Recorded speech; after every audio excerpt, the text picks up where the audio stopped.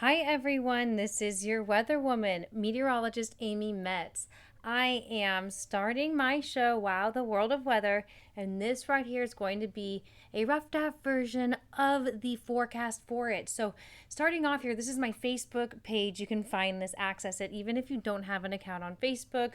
And I go over the world's biggest storms here. So, right now we have a bunch of storms that have been going on already in the tropics this year. Things are really finally starting to heat up.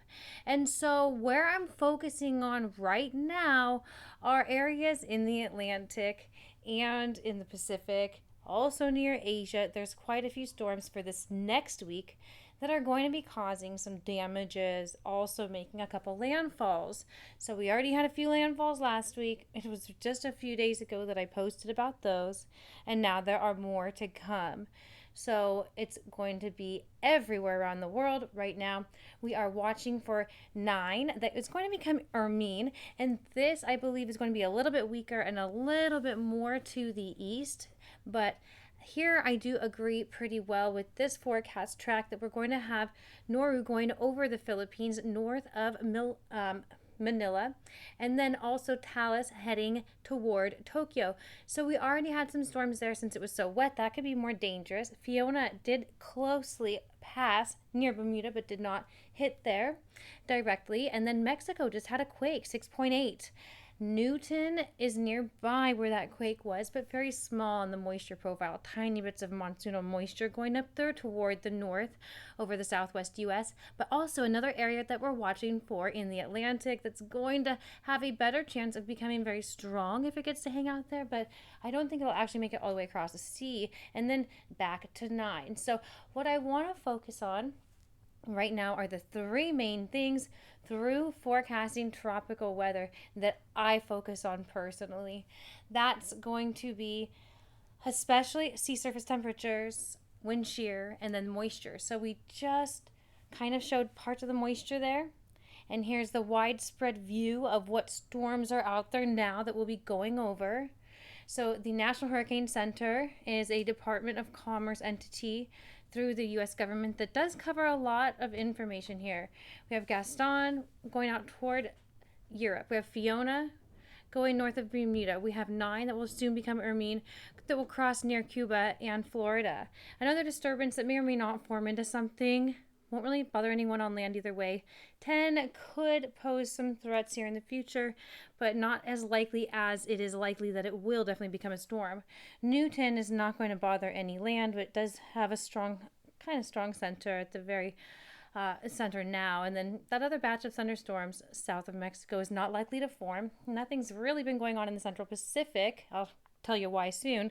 And then to fill in those gaps from the National Hurricane Center, we do have Talis and Noru over there that we had touched on in Japan and Philippines, respectively. So, taking a look at what's going to make the landfall first, just in a couple days here, about Monday evening their time, could come a little closer into Sunday, even, I believe, especially with the outer portions of the storm affecting Manila and north of Manila in the Philippines starting Monday. So here we go with wind shear. What happens here is when we see the red areas, it means it's not favorable for cyclonic development.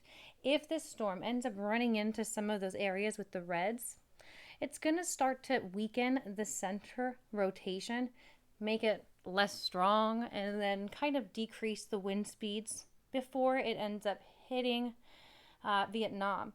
Not so much for the Philippines, but overall, that's going to track a little bit to the east first. So I do believe that that wind shear is going to end up over the Philippines. Plus, the Philippines induce their own wind shear with having some land. Any kind of mountains that the hurricane winds have to hit, cyclone, typhoon winds run into, that's going to help disrupt that really organized circular rotation down at the ground going in a circle there. So that helps disrupt it. So it's not going to be that strong, but we do have to watch out for some flash flooding there and strong winds still, especially up and down the mountainsides in Asia this week. So now that we head over to the south, the southern hemisphere, where they have just started their spring, we have a storm that has just passed close to New Zealand this last week, brought a lot of rain to Bula, Fiji, Vinaka for all my friends there. And I love doing the weather for the people there. Very kind people. And so it's been a little rainy for them, bringing in springtime with some rainfall. So it's going to be nice, nothing intense, and that's over by the end of the weekend. Some rain for the weekend there. Now, the big story here with when these storms are going to be strong and where. It really comes down to sea surface temperature after how much moisture is out there. Are there thunderstorms first? And then is the water warm enough to let there be storms? Anywhere that we're seeing in the oranges here is more than 78 degrees. It's 78.5 degrees Celsius. That is pretty much the threshold. I believe 26 degrees Celsius, or 78.5 Fahrenheit for tropical storm development to really form. So the only place that's not getting that right now is near Hawaii and near California. So while we're having a lot of storms by Mexico, and that's going to continue, it's not so much for Hawaii area. Looking at the upper level winds here now, this has a lot to do with where storms are going to be going, and I'm not going to go far out. We're only going a couple days because this is model forecasting, my preferred model, the Euro. But here we are now looking at a couple hot spots then by Cuba, south of Florida. I do believe that above that whole kind of U-shaped purple going on, that is very likely going to push a little bit further south and kind of help force Hermine to the east before it gets into the Gulf of Mexico. That's the big thing saving this storm from ending up in the Gulf and becoming a very strong storm, making a landfall on the Gulf Coast somewhere. So then talking about Hermine, another thing I really love and want to touch on is the College of DuPage weather. They have the greatest program there as far as the data that they're putting out. I use this a lot. So that Vortex, the yellow and the X, does tell me that that's going to help swoop the storm a little bit to the south. There's a couple other indicators here at different levels that I'll touch on more. If you have questions, go ahead, leave them in the comments, and I'm so happy to answer any later on as I continue my show, The World of Weather, because then with these comments back and forth, we can really push this show together and kind of design what we're going to be showing the next weeks to come. So the green up there on the top right, it says, yes, there's a lot of water out there. Some of these other pieces of the picture here, and tell me that, yeah, there's enough cape out there for these storms to get stronger. And another major player is always space weather. So I am getting my master's in space weather right now with a little bit of coding in there so that I can help better our hurricane models using this information. It does so many other things too. We can relate it to health. We can relate it to, communication outages, satellite outages, aurora. There's so many applications for this. I focus a lot on the Earth weather portion of it. So here we are with a lot of hotspots on the sun. We're approaching a solar maximum. So there's going to be a lot of bright regions there on that leftmost upper picture.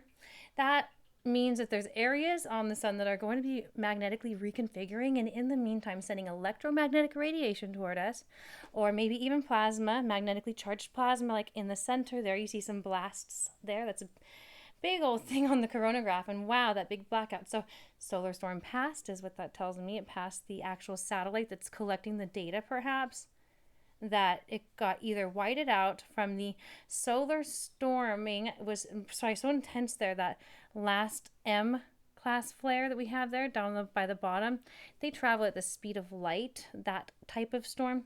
So it probably disrupted that satellite. So I'll share more about that on this YouTube page, Weather Woman Amy Metz. You can find me there, subscribe. And that's a wrap. I hope you all enjoy what's to come here. There's more on the agenda that I'll show later. For now, adios amigos.